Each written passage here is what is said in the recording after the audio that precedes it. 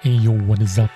Star Wars and World of Tanks collaboration tank. This is the new AAT60. Wait, AAT60? No, it's not a Star Wars collaboration tank. This is the AAT60 and it looks very futuristic. It looks very Star Wars-like.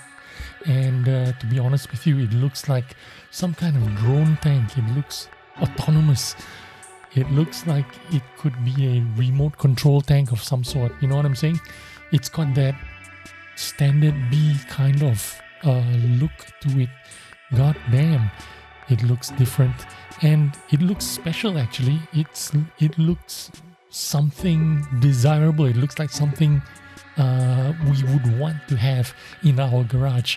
It is the new premium medium tier 8 tank. And it is absolutely gorgeous. I think on a design standpoint, on the modeling standpoint, I think a lot of people will actually want this tank, want to collect this tank, want to play this tank, even if it was going to suck, even if it wasn't a really good tank. I think people just want to drive around and, look at this tank and pretend that they're inside this tank shooting other tanks. 320 alpha damage on this tank has standard shells and premium shells. The HE shells are 420 alpha if you pen.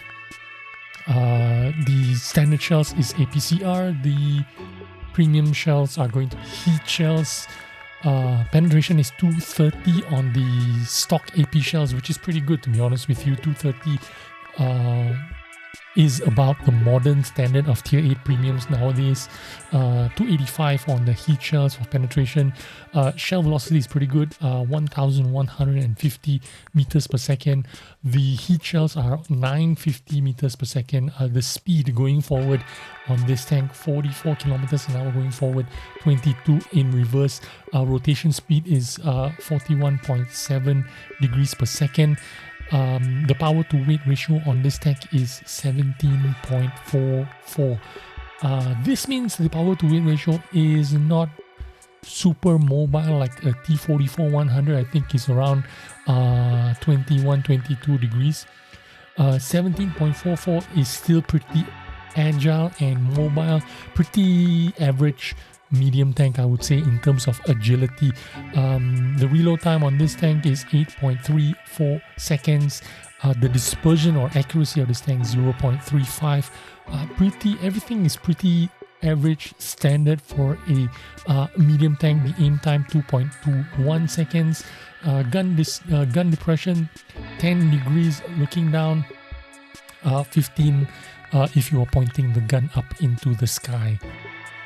Again, I can't stress enough what the strengths of this tank is. It is obviously going to be the modeling, the look, probably somewhere down the line, some kind of 3D style that's going to be incorporated into this tank. You can imagine what kind of futuristic drone tank this would look like.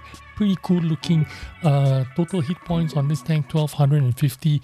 I think it is pretty average. If I'm not mistaken, average medium tanks are 1500. 1300 maybe. Yeah, maybe 1300 hit points. So pretty average medium tank kind of statistics that you get out of this tank. But this tank did go through some iterations before it was put out into Supertest, which is just recently, or maybe just in the last few days. It was supposed to have 120 millimeters of frontal hull armor, but that has been nerfed down to 70 now. I have no idea why. Maybe that sloped hull is some indication of why they decided to take it down to 70 millimeters instead of 120. Maybe it has a very bouncy hull armor. We'll find out during tests. I don't think this is going to be the final stats. I believe it will go through at least one more iteration before they decide to settle with how they want to put the stats out. The turret armor as well, it was supposed to be 190 millimeters of frontal turret armor, but as you can tell from that turret, it is highly sloped. There are a lot of angles on it. I don't think it is easy to pen even in its new configuration, which is only 150 millimeters of frontal armor. It is very narrow, very slim, just like a standard B frontally, and it is pointy. As you can tell, the mantlet is pointy.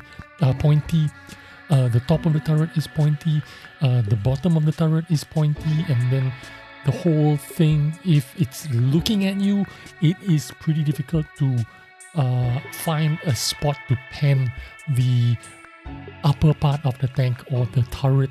So you have a little bit of a pimple at the top of the turret, which is the commander's cupola, commander's hatch, but it is pretty slim and tiny.